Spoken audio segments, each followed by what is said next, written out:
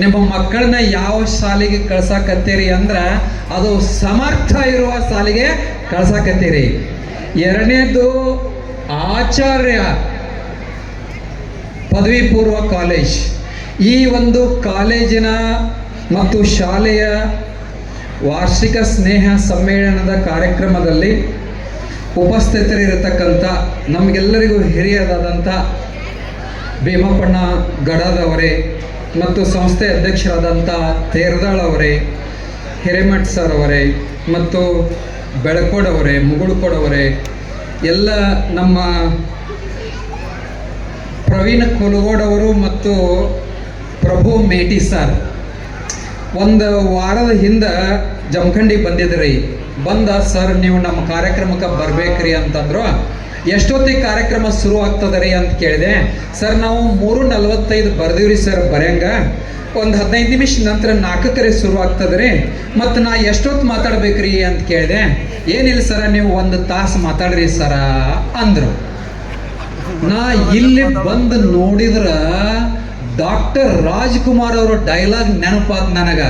ಏನು ಡೈಲಾಗು ಅಂದ್ರೆ, ಇದು ಹೇಳುವುದಕ್ಕೂ ಕೇಳುವುದಕ್ಕೂ ನೀವ ಹೇಳಿಬಿಟ್ರಿ. ಈಗ ಹೌದ್ರಿ, ಇನ್ನೇನು ನಾ ಮುಂದೆ ಮಾತಾಡೋದಿಲ್ಲ.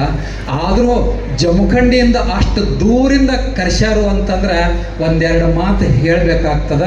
ನನಗೆ ಸಮಯದ ಅರಿವು ಅದ. ನಮ್ಮ ಗುರುಗಳೊಬ್ಬರಿದ್ರಿ, ಅವ್ರು ಯಾವಾಗಲೂ ನನಗೊಂದು 4 ಮಾತು ಹೇಳ್ಯಾರ. ನೀ ಎಲ್ಲೇ ಭಾಷಣ ಮಾಡಕ್ಕೆ ಹೋದಿ ಅಂತಂದ್ರೆ ಈ 4 ಮಾತು ನೆನಪಿಟ್ಕೊಂಡು ಮಾತಾಡಪ್ಪ ಅಂತ ಹೇಳ್ಯಾರ ನನಗೆ. ಒಂದನೇ ಮಾತು ಏನು ಅಂತಂದ್ರೆ ಶ್ರೋತೃ ಪ್ರಜ್ಞೆ. ನಿನ್ನ ಮುಂದ್ಗಡೆ ಇರುವ ಶ್ರೋತೃಗಳು ನಿನ್ನ ಮಾತನ್ನು ಆಸಕ್ತಿಯಿಂದ ಕೇಳುತ್ತಿದ್ದಾರೆಯೇ ಅಂತ ಪ್ರಶ್ನೆ ಮಾಡ್ಕೋ. ಹೌದು ಎಂದಾದಲ್ಲಿ ಮುಂದೆ ಮಾತನಾಡು, ಇಲ್ಲ ಎಂದಾದಲ್ಲಿ ಮೈಕನ್ನು ಇಟ್ಟು ಮನೆಗೆ ಹೋಗು. ಇದು ಒಂದನೇ ಪ್ರಜ್ಞೆ. ಎರಡನೇ ಪ್ರಜ್ಞೆ ವಿಷಯ ಪ್ರಜ್ಞೆ ಇರ್ಬೇಕಂತ್ರಿ. ಇಲ್ಲಿ ಮಾತನಾಡುವಾಗ ಯಾವ ವಿಷಯದ ಬಗ್ಗೆ ಮಾತನಾಡುತ್ತಿದ್ದಿ ಎಂದು ನಿನಗೆ ತಿಳಿದಿರಲಿ.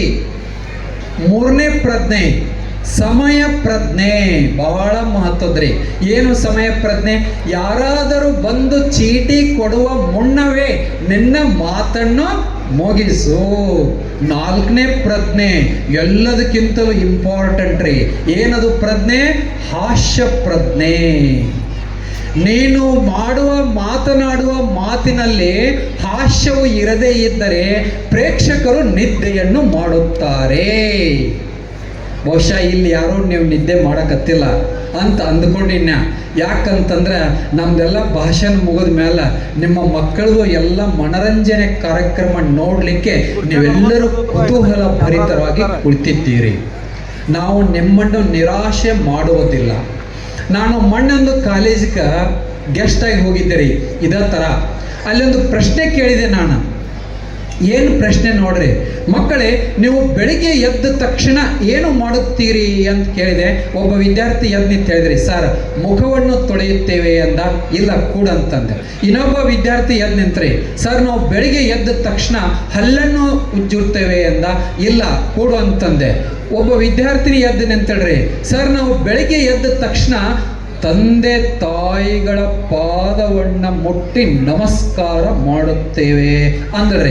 ಇಲ್ಲ ಕೂಡ ಅಂತಂದೆ. ಸರ್ ಎಲ್ಲರಿಗೂ ಇಲ್ಲ ಇಲ್ಲ ಇಲ್ಲ ಅಂತಂದ್ರೆ ನಾವು ಬೆಳಿಗ್ಗೆ ಎದ್ದ ತಕ್ಷಣ ಏನಾರೇ ಮಾಡ್ತೀವಿ, ನೀವರೇ ಹೇಳ್ರಿ ಸರ ಅಂತಂದ್ರು. ನೋಡ್ರಿ, ನೀವು ಬೆಳಗ್ಗೆ ಎದ್ದ ತಕ್ಷಣ ಏನು ಮಾಡ್ತೀರಿ ಅಂತೇಳಿ ನಾನು ಹೇಳ್ತೀನಿ ಅಂತಂದೆ. ನೀವು ಬೆಳಗ್ಗೆ ಎದ್ದ ತಕ್ಷಣ ಇಡೀ ರಾತ್ರಿ ಎಲ್ಲ ಮೊಬೈಲ್ ಸರಿಸಿದ್ದೆ ಅದು ಚಾರ್ಜ್ ಎಲ್ಲ ಹೋಯಿತು. 11 ಗಂಟೆ 12 ಗಂಟೆ 1 ಗಂಟೆ ಚಾರ್ಜ್ 0 ಆಯಿತು, ಮಕ್ಕೊಂಡಿರ್ತೀರಿ. ಬೆಳಿಗ್ಗೆ ಎದ್ದ ತಕ್ಷಣ ಇನ್ನೂ ಕಣ್ಣು ಬಿಟ್ಟಿರುವುದಿಲ್ಲ, ಚಾರ್ಜರ್ ಪಿನ್ ಹುಡುಕ್ಯಾಡಿ ನಿಮ್ಮ ಮೊಬೈಲ್ಗೆ ಚುಚ್ಚಿದ ಮೇಲೆ ಮುಖವನ್ನು ತೊಳೆಯುತ್ತೀರಿ ಅಂದೆ. ಹೌದ್ರಿ ಸರ ಅಂತ.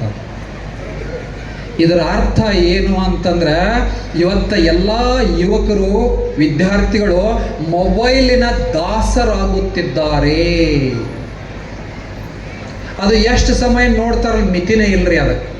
ಇಲ್ಲಿ ನಮಗೊಬ್ಬ ವಿದ್ಯಾರ್ಥಿನಿ ಮಾತಾಡಿದ್ರಿ, ಮಗದಮ್ಮ ಹೇಗೆ ಮಾತಾಡಿದ್ಲು ನೋಡಿದ್ರಿ, ಅರಳು ಹೊಡೆದಂತೆ. ಹೌದಾ? ಏನು ಹೇಳಬೇಕಾಗಿತ್ತು ಆ ಸಂದೇಶವನ್ನೆಲ್ಲ ನಿಮಗೆ ಹೇಳಿಬಿಟ್ಲ. ಆಗ ವಿದ್ಯಾರ್ಥಿಗಳನ್ನು ತಯಾರು ಮಾಡುವಂತಹ ಒಂದು ಶಕ್ತಿ ಈ ಒಂದು ಸಮರ್ಥ ಶಿಕ್ಷಣ ಸಂಸ್ಥೆ ಮತ್ತು ಆಚಾರ್ಯ ಕಾಲೇಜಕ್ಕಿದೆ. ನಾನು ಮೈಕ್ ಸೌಂಡ್ ನೋಡ್ರಿ ಹೇಗದ ಇದು. ನಾನು ಕುಲ್ಗೋಡ್ ಸರ್ ಕೇಳಿದೆ, ಏನ್ರಿ ಸರ್ ಮೈಕ್ ಎಷ್ಟು ಜೋರ ಹತ್ತದ ರೀ ಸರ್ ಅಂತಂದೆ. ಸರ ಇಲ್ಲಿ ಮೈಕ್ ಹಚ್ಚಿದ್ರೆ ಜಮಖಂಡಿಗೆ ಕೇಳಿಸ್ಬೇಕು ನಿಮಗೆ ಅಂತಂದ್ರೆ ಅವರು. ನೋಡ್ರಿ ಅಷ್ಟು ಜೋರಾದಂಥ ಸೌಂಡ್ ಅದ, ಗಡಚಿಕ್ಕುವ ಸೌಂಡ್ ಅದ. ಈ ಒಂದು ಸದ್ದಿನಲ್ಲೇ ಇಲ್ಲಿ ಅಧ್ಯಯನ ಮಾಡ್ತಕ್ಕಂಥ ಮಕ್ಕಳು ಏನು ಮಾಡಬೇಕು, ಭಾಳ ಜನ ಮಕ್ಕಳಿಗೆ ನೆನಪು ಉಳಿಯೋದಿಲ್ಲರಿ ವಿಷಯ. ಇದೊಂದು ಸಮಸ್ಯೆ ಇದೆ. ನಮ್ಮ ಹತ್ರ ಬರ್ತಾವ ಮಕ್ಕಳು, ಸರ್ ನಾ ಏನು ಓದ್ತೀನಿ ಅಭ್ಯಾಸ ನನಗೆ ಒಟ್ಟ ನೆನಪು ಉಳಿಯೋಕ್ಕಿಲ್ರಿ ಸರ, ಏನು ಮಾಡ್ಬೇಕ್ರಿ ಅಂತ ಕೇಳ್ತಾವ. ಏನು ಮಾಡ್ಬೇಕ್ರಿ ನೆನಪು ಉಳಿಬೇಕಾದ್ರೆ? ಭಾಳ ಸಿಂಪಲ್. ನಮಗೆ ಬೇಡವಾದಂಥ ವಿಷಯಗಳನ್ನು ತಲೆಯಿಂದ ಡಿಲೀಟ್ ಮಾಡಬೇಕಾ, ಬೇಕಾದಂಥ ವಿಷಯಗಳನ್ನು ತಲೆಯೊಳಗೆ ಸೇವ್ ಮಾಡಬೇಕು. ನಾವಿಲ್ಲಿ ಪಾಠ ಹೇಳೋದು ಮುಗಿತದಲ್ಲ, ಅವಾಗ ನೀವೇನು ಮಾಡಿಬಿಡ್ತೀರಿ, ಆ ಪಾಠನ ಎಷ್ಟರ ಮಟ್ಟಿಗೆ ತಲೆ ಒಳಗೆ ಇಟ್ಕೊಂಡಿರಿ ಅನ್ನೋದು ಬಹಳ ಇಂಪಾರ್ಟೆಂಟ್. ಅದನ್ನು ನೀವು ಡಿಲೀಟ್ ಬಟನ್ ಒತ್ಕೊಂಡು ಹೋದ್ರಿ ಅಂದ್ರೆ ಅದು ಇಲ್ಲೇ ಡಿಲೀಟ್ ಆಗಿ ಹೋಗಿರ್ತದೆ. ಮನೆಗೆ ಹೋಗೋಣ ಏನೂ ತಿಳಿಯಂಗಿಲ್ಲ. ಇದರ ಅರ್ಥ ಏನು ಅಂದ್ರೆ, ಪ್ರಾಕ್ಟೀಸ್ ಮೇಕ್ಸ್ ಮ್ಯಾನ್ ಪರ್ಫೆಕ್ಟ್.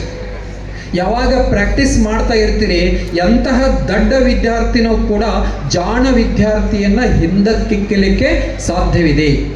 ಇಲ್ಲಿ ಸಣ್ಣ ಸಣ್ಣ ಪುಟಾಣಿ ಮಕ್ಕಳೆಲ್ಲ ಡ್ಯಾನ್ಸ್ ಮಾಡಿದ್ರು, ನೀವೆಲ್ಲ ನೋಡಿದ್ರಿ ಕಣ್ತುಂಬ. ನಾವು ಭಾಳ ಎಂಜಾಯ್ ಮಾಡಿದೆವು. ಎಲ್ಲ ಕಾರ್ಯಕ್ರಮಗಳಲ್ಲಿ ನಿಮ್ಮ ಕಾರ್ಯಕ್ರಮಗಳಲ್ಲಿ ಒಂದು ವ್ಯತ್ಯಾಸ ಏನದ ಅಂದ್ರೆ, ಅತಿಥಿಗಳನ್ನು ಇಲ್ಲಿ ಎಲ್ಲ ವೇದಿಕೆ ಮೇಲೆ ಕೂಡಿಸಿರ್ತಾರೆ, ನಮ್ಮ ಮುಂದೆ ಮಕ್ಕಳು ಡ್ಯಾನ್ಸ್ ಅದು ಮಾಡ್ತಿರ್ತಾವ್ರಿ. ನಾವು ಹಿಂದಿನ ಭಾಗ ಅಷ್ಟೇ ನಮಗೆ ಕಾಣಿಸ್ತಿರ್ತೈತಿ, ಮುಂದಿನ ಭಾಗ ನೀವು ನೋಡ್ತಿರ್ತೀರಿ. ಇವತ್ತು ನಮ್ಮ ಕುಲ್ಗೋಡಿ ಸರು ಮೆಟಿ ಸರು ಎಲ್ಲರೂ ನಮ್ಮನ್ನ ಮುಂದೆ ಕುಂಡಿಸಿದ್ರಿ. ನಮಗೆ ಇನ್ನೊಂದು ಸ್ವಲ್ಪ ಇದ ಕಾರ್ಯಕ್ರಮ ಹಿಂಗೆ ಮುಂದೆ ಹೋಗ್ಲಿ ಅನ್ನಕತ್ತಿ ನಮ್ಮ ಗಡದ ಅಣ್ಣಾರು ಹೇಳಕತ್ತಿದ್ರ, ಸರ್ ನೋಡ್ರಿ ಆ ಹುಡುಗರು ಹೆಂಗೆ ಕುಣಿದ್ರು ಚಂದನನ. ಹೌದಾ? ಆ ಹುಡುಗರು ಶಾಲೆ ಮುಗಿಸಿ ಮನೆಗೆ ಬರ್ತಾವ್ರಿ. ಈಕೆ ಅವ್ವ ದಾರಿ ಒಳಗೆ ಬರ್ತಾಳ, ಬಂದು ಅದು ಏನೋ ಹೇಳ್ಬೇಕತ್ತಿರ್ತತ್ರಿ, ಕೇಳಂಗೇ ಇಲ್ಲ. ಅದು ಟಿಫಿನ್ ಬಾಕ್ಸ್ ಕೊಡು ಮೊದಲ. ಆ ಟಿಫಿನ್ ಬಾಕ್ಸ್ ನನ್ನ ಟಿಫಿನ್ ತಿಂದಿಯೇನ ಪ್ರಶ್ನೆ ರೀ ಅವರು. ನೀರಿಂದು ಏನೋ ಬಾಟಲ್ ಕೊಡ, ನೀರಿನ ಬಾಟಲ್ ಒಳಗಿನ ನೀರಿಗೆ ಕುಡ್ದೇನ. ಈಗ ಮಕ್ಕಳನ್ನ ಎಚ್ಚರಿಸ್ತಕ್ಕಂಥ ಕೆಲಸ ನಮ್ಮ ತಾಯಂದಿರು ಮಾಡ್ತಾರ. ಆ ಪುಟಾಣಿ ಮಕ್ಕಳು ಈಗ ನೋಡ್ರಿ LKG UKG ಹುಟ್ಟಿದ ತಕ್ಷಣ 1 ವರ್ಷ 2 ವರ್ಷ 3 ವರ್ಷನೊಳಗೆ ಬಂದು ಶಾಲೆಯಲ್ಲಿ ಸೇರ್ಕೋತಾವ. ಮುಂದೆ ಇದೇ ಮಕ್ಕಳ ಬೆಳೆದಂತೆ ಇಂತಹ ಒಂದು ಶಿಕ್ಷಣ ಸಂಸ್ಥೆಯಲ್ಲಿ ಅಧ್ಯಯನ ಮಾಡಿ ಅವರು ತಮ್ಮ ಬದುಕನ್ನು ಕಟ್ಟಿಕೊಳ್ಬೇಕು. ಇಲ್ಲಿ ಕೆಲವೊಂದು ಲೆಜೆಂಡ್ಗಳನ್ನು ಪರಿಚಯ ಮಾಡಿದ್ರೆ ನಿಮಗೆ. ನಮ್ಮ ಬೆಳ್ಕೋಡವ್ರು ಇರ್ಬೋದು, ಅವ್ರು ಎಂಥ ಸಾಹಸಿ ರೈತರು ನೋಡ್ರಿ. ಅವ್ರು ನೋಡಿದ್ರೆ ನಮಗೆಲ್ಲ ಭಾಳ ಖುಷಿ ಅನಿಸ್ತದ. ಇನ್ನೊಬ್ಬರು ನಮ್ಮ ಯೋಧರು ಮುಗುಳು ಕೊಡೋರು, ಅವರು ಕಲಾಂ ಅವ್ರ ಬಗ್ಗೆ ಹೇಳ್ತಾ ಹೇಳ್ತಾ ಹೇಳ್ತಾ ಹೋದಂತೆ ಸಮಯ ಹೋದದೇ ಗೊತ್ತಾಗ್ಲಿಲ್ಲ ನಮಗೆ, ಹೌದಾ? ಅಂತಹ ಅಬ್ದುಲ್ ಕಲಾಂ ಅವರನ್ನ ನೀವು ಯಾರೂ ನೋಡಿಲ್ಲ, ಆದ್ರೆ ಮುಗುಳು ಕೊಡೋರು ನೋಡ್ಯಾರ. ನಾವು ಅವ್ರನ್ನ ನೋಡಿಬಿಟ್ರೆ ಸಾಕು, ನಾವು ಕಲಾಂ ಅವ್ರನ್ನ ನೋಡಿದಂಗೆ ನಮಗೆ ಆಗ್ತದ ಖಂಡಿತವಾಗ್ಲು. ಆದ್ರೆ ಒಂದು ಸತ್ಯ ಗೊತ್ತಿರ್ಬೇಕು ನಮಗೆ, ಇವತ್ತಿನ ದಿವಸ ಮಕ್ಕಳಿಗೆ ನಾವು ಎಲ್ಲೋ ಒಂದು ಕಡೆಗೆ ಮೌಲ್ಯವನ್ನು ಕಲಿಸುವಲ್ಲಿ ಹಿಂದೆ ಬೀಳುತ್ತಿದ್ದೇವೆ. ಒಂದು ಸಣ್ಣ ಉದಾಹರಣೆ ಹೇಳ್ತೀನಿ. ಮೊನ್ನೆ ಪೇಪರ್ನಲ್ಲಿ ಬಂದಿತ್ತು, ಒಂದು ಉತ್ತರ ಭಾರತದಲ್ಲಿ ತಾಯಿ ತಂದೆ ಇಬ್ಬರು ಇದ್ದರು. ಅವರ ಮಕ್ಕಳು ಇಬ್ಬರು, ಒಬ್ಬ ಮಗ ಇಂಗ್ಲೆಂಡಿನಲ್ಲಿ ಇಂಜಿನಿಯರ್ ಆಗಿದ್ದ, ಇನ್ನೊಬ್ಬ ಮಗ ಅಣ್ಣ ಅಮೇರಿಕಾದಲ್ಲಿ ಇಂಜಿನಿಯರ್ ಆಗಿದ್ದ. ಪೇಪರ್ನಲ್ಲಿ ಬಂದಿತ್ತು. ನಾವೆಲ್ಲ ಇಂಥದ್ದೆಲ್ಲ ಗೊತ್ತಿರ್ಬೇಕು ನಮಗೆ. ಮುಂದೊಂದು ದಿವಸ ನಮ್ಮ ಮಕ್ಕಳು ಇಂಥ ಪರಿಸ್ಥಿತಿಯನ್ನ ಎದುರಿಸ್ತಾವ. ಅವರಿಬ್ಬರು ಇಂಜಿನಿಯರ್ ಇದ್ರು, ಲಕ್ಷಾಂತರ ರೂಪಾಯಿ ಸಂಬಳ ಬರ್ತಿತ್ತು. ಮನೆಯಲ್ಲಿ ಭಾರತದಲ್ಲಿ ತಾಯಿ ತೀರಿಕೊಂಡಳು. ತಾಯಿ ತೀರಿಕೊಂಡಾಗ ಇಂಗ್ಲೆಂಡಿನಿಂದ ಮಗ ಬಂದ ಶವ ಸಂಸ್ಕಾರದಲ್ಲಿ ಭಾಗವಹಿಸ್ತೀನಿ ಅಂತ ಬಂದ. ನಿಮ್ಮ ಅಣ್ಣ ಬರ್ಲಿಪ್ಪ ಅಂತಂದ ತಂದೆ. ಅವಾಗ ತಮ್ಮ ಹೇಳ್ತಾನ ಏನಂತ, ಅಣ್ಣ ಬರಂಗಿಲ್ಲಪ್ಪ, ನಾವು ಆದಷ್ಟು ಬೇಗ ಮಣ್ಣು ಮಾಡೋಣ ಅಂತ ಹೇಳ್ತಾನಂತ. ನೀ ಹೇಗೆ ಹೇಳ್ತಿ ಅಂತ ಕೇಳಿದ ತಂದೆ. ಅವಾಗ ಅವ ತಮ್ಮ ಹೇಳಿದಂತ, ನೋಡು ಅಪ್ಪ, ನಾವು ಇಬ್ರು ಮಾತಾಡ್ಕೊಂಡಿವಿ. ಏನ್ ಮಾತಾಡ್ಕೊಂಡಿವ ಅಂದ್ರ, ಅವ್ವ ತೀರ್ಕೊಂಡ್ಲು ಅಂದ್ರ ನೀ ಹೋಗು ಸಣ್ಣವ, ಅಪ್ಪ ತೀರ್ಕೊಂಡಂದ್ರ ನಾ ಬರ್ತಾನ ಅಂಥೇಳಿ ಪಾಲ ಹಚ್ಕೊಂಡಿವಿ ಅಂತ ಹೇಳಿದ. ಅವಾಗ ತಂದೆ ಕಣ್ಣಲ್ಲಿ ನೀರು ಬಂತಂತ. ಮನೆ ಒಳಗೊಂದು ಪಿಸ್ತೂಲ್ ಇತ್ರಿ, ಅದನ್ನು ತಗೊಂಡು ಹೋಗಿ ಒಳಗಡೆ ರೂಮ್ನಾಗ ಅವ ಒಂದು ಚೀಟಿ ಬರೆದಿಟ್ಟ ಗುಂಡು ಹಾಕೊಂಡು ಸತ್ತು ಹೋದ ಅಂತೇಳಿ ಪೇಪರ್ನಲ್ಲಿ ಬಂದಿತ್ತು. ಸ್ವಲ್ಪ ದಿನಗಳ ಹಿಂದೆ ಬಂದಿತ್ತು. ಇದು ನಮಗೆ ಏನು ಎಚ್ಚರಿಕೆ ಗಂಟೆ ಕೊಡ್ತದ ಅಂತ ಇವತ್ತು ನೀವು ಎಲ್ಲ ವಿಚಾರಿಸುವಂತಹ ಒಂದು ವಿಷಯ. ನಮ್ಮ ಮಕ್ಕಳೆಲ್ಲ ಫಾರೆನ್ಗೆ ಹೋಗ್ತಾರ, ಅಲ್ಲಿ ಹೋಗ್ತಾರ ಅಂತ ಹೇಳ್ತೀವಿ. ನಮ್ದು ಏನು ಸಂಸ್ಕೃತಿ ಅದಲ್ಲ, ಅದನ್ನು ಎಲ್ಲೋ ಒಂದು ಹಿಂದಗಡೆ ನಾವೇನು ಮಾಡಾಕ್ತೀವಿ, ಹಿಂದ್ಗಡೆ ಹೊಳೆ ನೋಡ್ತಾನೆ ಇಲ್ಲ, ಮುಂದೆ ಮುಂದೆ ಹೋಗ್ತಾ ಇದ್ದೀವಿ, ಅದನ್ನು ಮರಿತಾ ಇದ್ದೀವಿ. ಆ ಒಂದು ಮಾನವೀಯ ಮೌಲ್ಯಗಳನ್ನು ತುಂಬುವಂತಹ ಸಂಸ್ಥೆಗಳು ಇವತ್ತಿನ ದಿವಸ ಅವಶ್ಯಕತೆ ಅದಾವ. ಅಂತಹ ಸಂಸ್ಥೆಗಳಲ್ಲೇನೆ ಒಂದು ಸಂಸ್ಥೆ ನಮ್ಮ ಆಚಾರ್ಯ ಪದವಿ ಪೂರ್ವ ಕಾಲೇಜು ಅಂತ ಹೇಳಲಿಕ್ಕೆ ನಮಗೆ ಬಹಳ ಹೆಮ್ಮೆ ಅನಿಸ್ತದ. ಈಗ ಸಮಯ ಆಗಿದೆ. ಕೊನೆಯದಾಗಿ ನಾನೊಬ್ಬ ಜೀವಶಾಸ್ತ್ರ ಉಪನ್ಯಾಸಕನಾಗಿರುವುದರಿಂದ, ವಿಜ್ಞಾನದ ಉಪನ್ಯಾಸಕನಾಗಿರುವುದರಿಂದ ವಿಜ್ಞಾನದಲ್ಲೇ ಒಂದು ಸಣ್ಣ ಕಥೆಯನ್ನು ಹೇಳಿ ನನ್ನ ಮಾತನ್ನು ಮುಗಿಸ್ತೀನಿ. ಅದು ಕತೆ ಏನು ಅಂತಂದ್ರೆ, ಇದು ಕಥೆಯಲ್ಲವಿದು ಸತ್ಯ ಘಟನೆ. ನೀವು ಆಮೇಲೆ ಒಂದು ಪ್ರಶ್ನೆ ಕೇಳ್ತಾನ, ಕತೆ ಮುಗಿದ್ಮೇಲೆ ನೀವು ಪ್ರಶ್ನೆಗೆ ಉತ್ತರ ಹೇಳಬೇಕು. ಏನು ನೋಡ್ರಿ, 9ನೇ ವಯಸ್ಸಿನಲ್ಲಿ ಅತ್ಯಂತ ದೊಡ್ಡ ವಿದ್ಯಾರ್ಥಿ, 21ನೇ ವಯಸ್ಸಿನಲ್ಲಿ ಜಗತ್ ಪ್ರಸಿದ್ಧ ವಿಜ್ಞಾನಿ. ಅವನು ಯಾರು ಗೊತ್ತೇ? ಅವನೇ ಇಡೀ ಜಗತ್ತಿಗೆ ಬಲ್ಬನ್ನು ಬೆಳಗಿಸಿದ ಥಾಮಸ್ ಅಲ್ವಾ ಎಡಿಸನ್. ಎಡಿಸನ್ ಅವರ ಜೀವನದಲ್ಲಿ ಒಂದು ಘಟನೆ ನಡೀತದ. ಅದನ್ನು ಸಂಕ್ಷಿಪ್ತ ಮಾಡಿ ನಿಮಗೆ ಒಂದಿಷ್ಟು ಹೇಳಿ ನನ್ನ ಮಾತು ಮುಗಿಸ್ತೀನಿ. ಎಡಿಸನ್ ಪುಟ್ಟ ಬಾಲಕ ಇದ್ದಾಗ, 4-5ನೇ ತರಗತಿಯಲ್ಲಿ ಓದುತ್ತಿದ್ದಾಗ ಬಹಳ ತುಂಟ ಇದ್ದ. ಕ್ಲಾಸಿನಲ್ಲಿ ಬಹಳ ಕೀಟಲೆಯನ್ನು ಕೊಡ್ತಿದ್ದ ಟೀಚರ್ಸ್ಗೆ. ಬರೀ ಪ್ರಶ್ನೆಗಳನ್ನು ಕೇಳ್ತಿದ್ದ. ಏನು ಪ್ರಶ್ನೆ ಕೇಳ್ತಿದ್ದ ನೋಡ್ರಿ, ಟೀಚರ್ ಮೊಟ್ಟೆ ಒಳಗಡೆ ಮರಿ ಹೇಗೆ ಹೋಯಿತು, ಹಿಂಗೆ ಪ್ರಶ್ನೆ ಕೇಳ್ತಿದ್ದಂತ್ರಿ. ಅವ್ರು ಟೀಚರ್ ಒಂದು ಸ್ವಲ್ಪ ಮೊಟ್ಟೆ ಒಡೆದು ಮರಿ ಹೊರಗೆ ಬರ್ತದ ಗೊತ್ತದ, ಮೊಟ್ಟೆ ಒಳಗೆ ಮರಿ ಹೇಗೆ ಹೋಯ್ತು ಅಂತ ಅವ್ರು ಯೋಚನೆ ಮಾಡೋದ್ರೊಳಗನ ನೆಕ್ಸ್ಟ್ ಪ್ರಶ್ನೆ ರೆಡಿನೇ ಇರ್ತಿತ್ರಿ. ಟೀಚರ್ ಒಲೆಯ ಮೇಲೆ ಹಾಲನ್ನ ಕಾಯಲಿಕ್ಕೆ ಇಟ್ಟಿರುತ್ತೇವೆ, ಒಲೆಯ ಮೇಲೆ ನೀರನ್ನ ಕಾಯಲಿಕ್ಕೆ ಇಟ್ಟಿರುತ್ತೇವೆ, ಹಾಲು ಮಾತ್ರ ಉಕ್ಕಿ ಕೆಳಕ್ಕೆ ಬೀಳುತ್ತದೆ, ನೀರು ಏಕೆ ಉಕ್ಕುವುದಿಲ್ಲ, ಹಿಂಗೆ ಪ್ರಶ್ನೆ ಕೇಳ್ತಿದ್ರಿ. ಮತ್ತೆ ಪ್ರಶ್ನೆಗೆ ಉತ್ತರ ಹೇಳಬೇಕು ಅಂತ ಟೀಚರ್ ಅನ್ನೋದ್ರೊಳಗ ಮತ್ತೆ ಟೀಚರ್ ಅಂತ ಬಂದ ಏನಪ್ಪ ನಿನ್ನ ಪ್ರಶ್ನೆ ಅಂತಂದ್ರು, ಟೀಚರ್ ಥರ್ಮಾಸ್ ಫ್ಲಾಸ್ಕಿನಲ್ಲಿ ಐಸನ್ನು ಹಾಕಿದರೆ ಏನಾಗುತ್ತದೆ? ನೀವು ಯಾರ್ಯಾರು ಊಹೆಯಾರೆ ಮಾಡಿರಿ? ಥರ್ಮಾಸ್ ಫ್ಲಾಸ್ಕ್ ಎದಕ್ಕೆ ಉಪಯೋಗ ಮಾಡ್ತೀರಿ? ಬಿಸಿ ಚಹಾ ಕಾಫಿ ಬಿಸಿ ಇರ್ಲಿಕ್ಕೆ ಉಪಯೋಗ ಮಾಡ್ತೀರಿ. ಅವನ ಪ್ರಶ್ನೆ ಏನು? ಥರ್ಮಾಸ್ ಫ್ಲಾಸ್ಕಲ್ಲಿ ಐಸನ್ನು ಹಾಕಿದರೆ ಏನಾಗುತ್ತದೆ? ಈ ಥರ್ಮಾಸ್ ಫ್ಲಾಸ್ಕಲ್ಲಿ ಐಸನ್ನು ಹಾಕಿ ಫ್ರಿಜ್ಜಲ್ಲಿ ಒಯ್ದು ಇಟ್ಟರೆ ಏನಾಗುತ್ತದೆ? ಹೀಗೆಲ್ಲರಿಗೂ ಪ್ರಶ್ನೆ ಕೇಳಿ ಸತಾಯಿಸ್ಬಿಟ್ಟಿದ್ರಿ.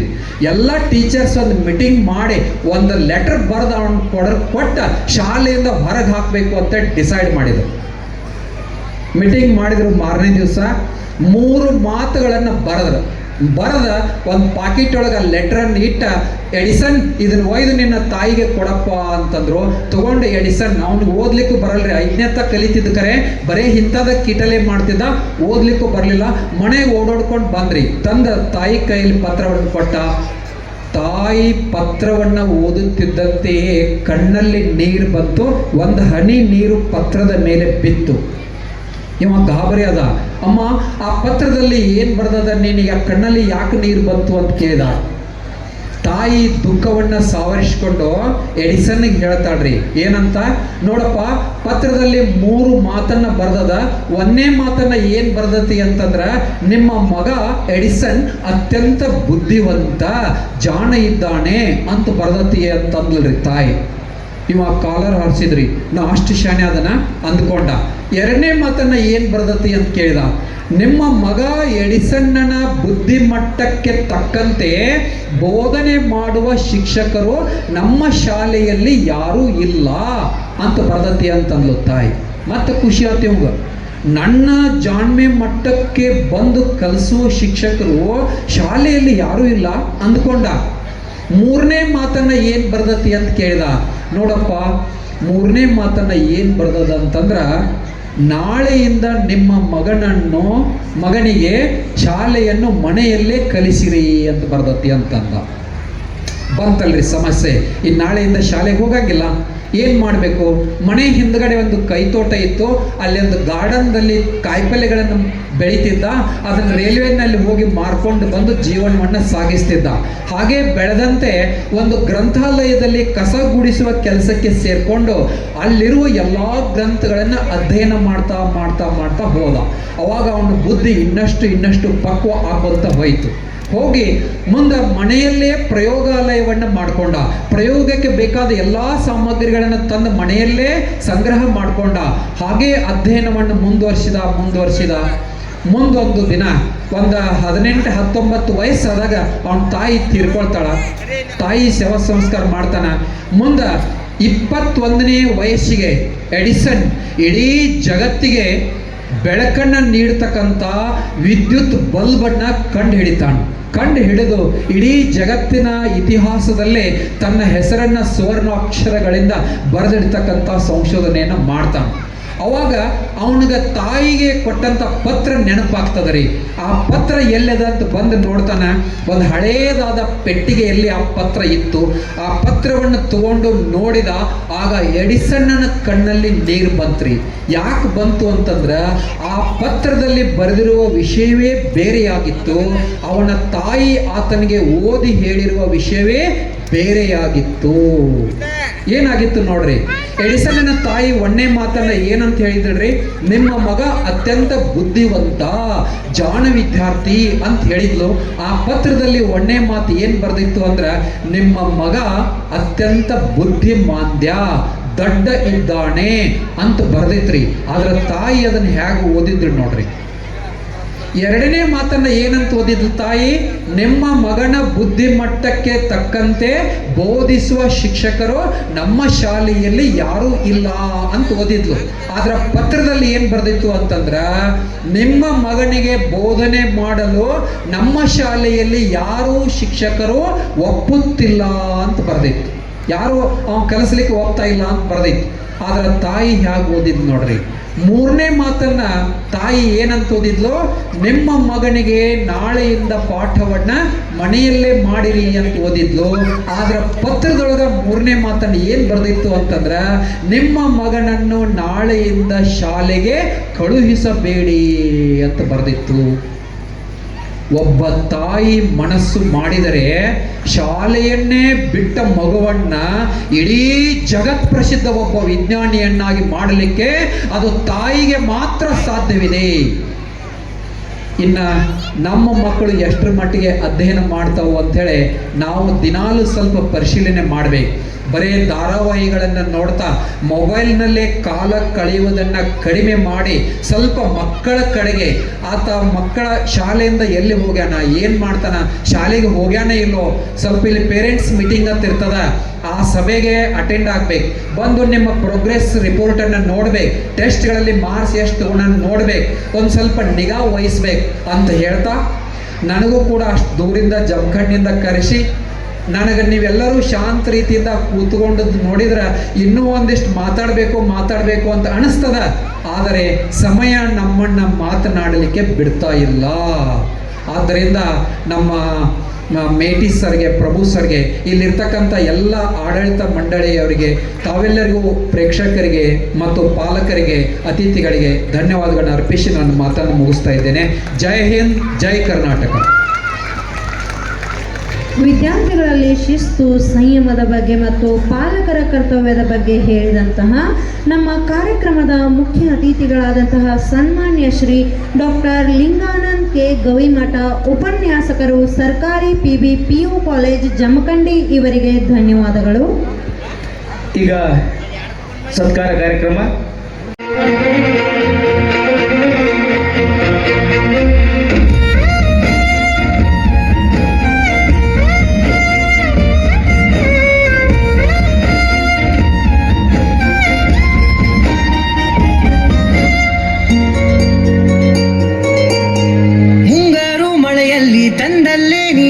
ಪ್ರೀತಿಯ ಮುನ್ಸೂಚನೆ ನಿಂತಲ್ಲಿ ನಿನ್ನದೆ ಗುಂಗಲ್ಲಿ ನೆನೆದು ಹೋದೆನೆ. ನನ್ನ ಎಚ್ಚರಗೊಳಿಸಿ ಇನ್ನೂ ಅಚ್ಚರಿ ಮೂಡಿ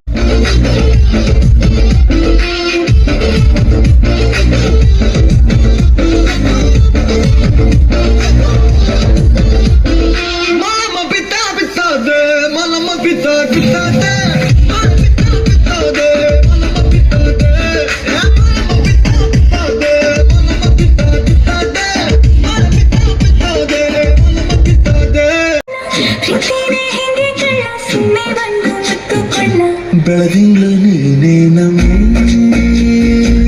ಲಾಲಿನ ಹಾಡ್ಲೆ ನಮ್ಮಿ, ಲಕ್ಷ್ಮಿ ಹಂಗ್ ಕಾಣ್ತೀಯಮ್ಮಿ, ದೃಷ್ಟಿನ ತೆಗಿಲೆ ನಮ್ಮಿ.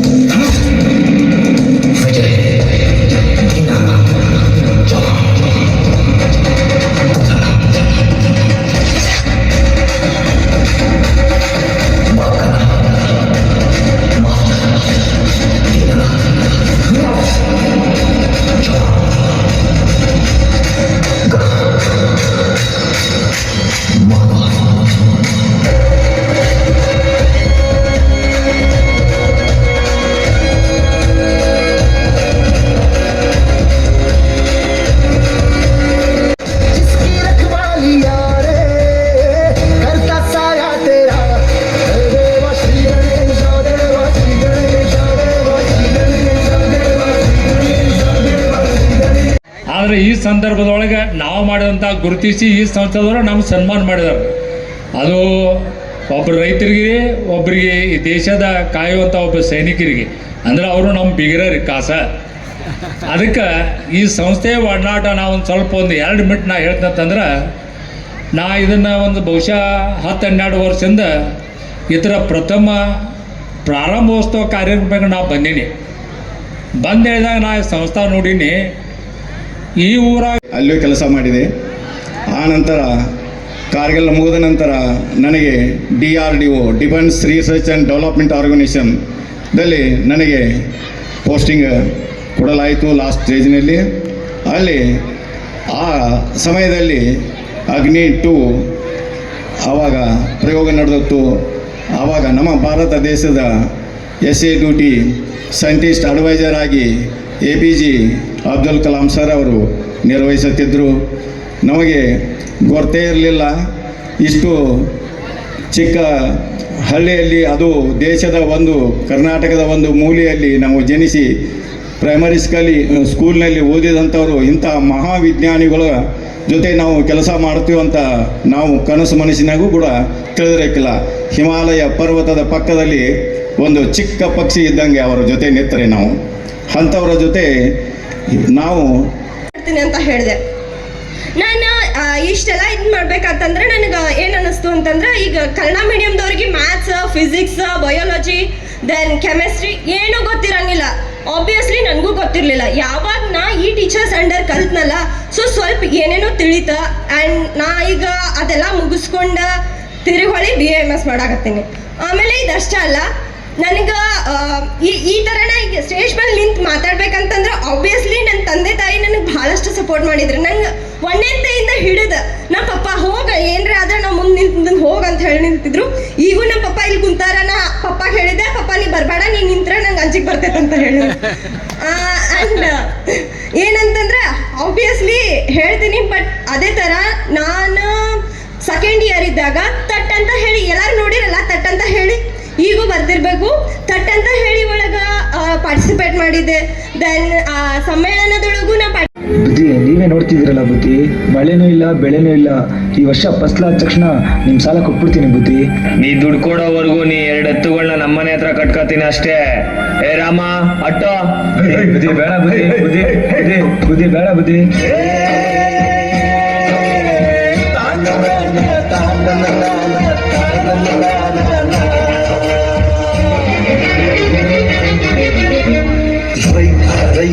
ರೈತ ಅನ್ನ ಕೊಡುವ ತಾತ, ಜೀತ ಜೀತ ಜೀತ ದೊರೆಗಳು ಬೆಳೆಸಿದ ಕೂತ, ಬೇಲಿಯ ಹೊರಗಡೆ ಬಂದ ಹೂವ, ರೈತನ ತೋಳಿಗೆ ಕೊಡೋ ಜೀವ.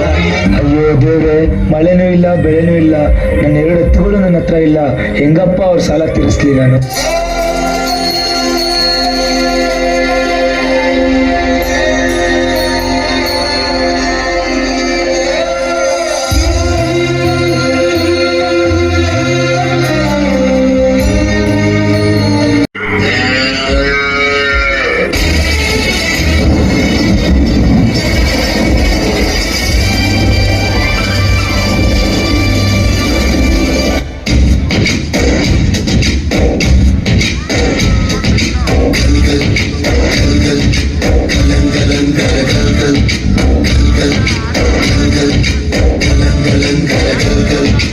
ಆಕಾಶ ಭೂಮಿಯ ಮಡಿಲಲ್ಲಿ ಬೆಳೆದಂತ ಮುದ್ದಾದ ಮಗುವೇನೇ ಈ ಪ್ರೀತಿ, ಎಲ್ಲರ ಹೃದಯದಲ್ಲಿ ಹರಡುತ್ತ ನಲಿಯುತ್ತ ತಂತೆರೆವ ತಂಗಾಳಿ ಈ ಪ್ರೀತಿ. ಇದು ಎಲೆ ಎಲೆಯಲ್ಲೂ ನೆಲೆಸಿರೋ ಹಸಿರು ಈ ಗೋಕುಡಿ ತಂದವಳಾರಮ್ಮ. ಒಂದು ನೆಲ್ಲು ಚೆಲ್ಲಿದರೆ ರಾಶಿ ಮಾಡುವ ಇವಳದೇನು ಕರುಣೆ ಪ್ರೀತಿಯ. ಈ ಸುಗ್ಗಿ ತಂದವಳಾರಮ್ಮ. ನಮ್ಮಮ್ಮ ನಮ್ಮಮ್ಮ ನಮ್ಮಮ್ಮ ನಮ್ಮಮ್ಮ ಭೂಮಿ ತಾಯಮ್ಮ, ಭೂಮಿ ತಾಯಮ್ಮ. ಅಯ್ಯೋ ದೇವ್ರೆ, ಹಣ ಅಂತಸ್ತು ಇದ್ರು ತಿನ್ನಕ್ಕೇನು ಸಿಕ್ತಿಲ್ವಲ್ಲ ದೇವ್ರೆ.